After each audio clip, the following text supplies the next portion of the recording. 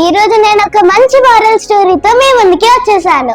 So ఇంకెందుకు wait, let's start our show. Dear Sheershika, అంతకంటే ముందు డియర్ శీర్షిక అనే మన ఛానల్ ని ప్లీజ్ సబ్స్క్రైబ్ చేసుకోండి. తరుణ్ కి 12 ఏళ్ళు, ఆకతాయ చేష్టలు ఎక్కువ. వాళ్ళ ఇంటి ముందుకి కప్పలు వస్తే వెంటాడి చంపేసేవాడు. ఒకసారి వాళ్ళమ్మ చూసి, తప్పు తరుణ్, వాటిని ఎందుకు చంపుతావు? వాటిది మనలాంటి ప్రాణమే కదా, నిన్ను ఒక్క దెబ్బ కొడితే ఎంత బాధ పెడతావు?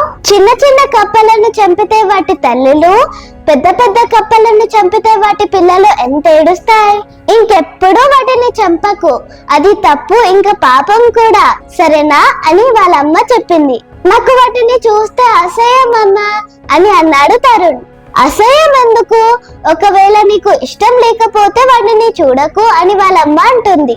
కొన్ని రోజుల తర్వాత తరుణ్ స్నేహితుడైన నరేంద్రకు జ్వరం వచ్చింది. అమ్మా, నరేంద్రకు మలేరియా అంట, కొన్ని రోజుల నుంచి బాధపడుతున్నాడు అని తరుణ్ వాళ్ళ అమ్మకి చెప్పాడు. మలేరియా ఎందుకు వస్తుందో తెలుసా? దోమలు కుడితే వస్తుంది. ఇదొక్కటే కాదు, డెంగ్యూ, చికెన్ గునియా లాంటి జబ్బులు కూడా వస్తాయి. మన దేశంలో పాము కాటు కంటే దోమ కాటు వల్లే ఎక్కువ మనుషులు చనిపోతున్నారు. అలాంటి దోమలను కప్పలు తినేస్తాయి. అసలు కప్పలే లేకపోతే దోమలు ఇంకా ఎక్కువ ఉండేవి.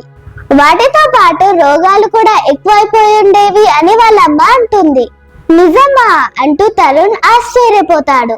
నిజమే, దోమల్నే కాదు, ఈగలను, చీడ పురుగులను కూడా కప్పలు తినేస్తాయి. వాటిని తింటూ మనకి ఎంతో మేలు చేస్తున్నాయి. వాటికి హాని తలపెట్టకు అని వాళ్ళమ్మ చెప్తుంది. తప్పైపోయిందమ్మా, ఇకపై కప్పలకే కాదు, ఎలాంటి ప్రాణులకి కూడా హాని తలపెట్టను అని తరుణ్ విచారంగా చెప్తాడు. అప్పటి నుంచి తరుణ్ ఏ ప్రాణిని హింసించలేదు. తరుణ్ లో వచ్చిన మార్పుని చూసి వాళ్ళమ్మ చాలా సంతోషిస్తుంది.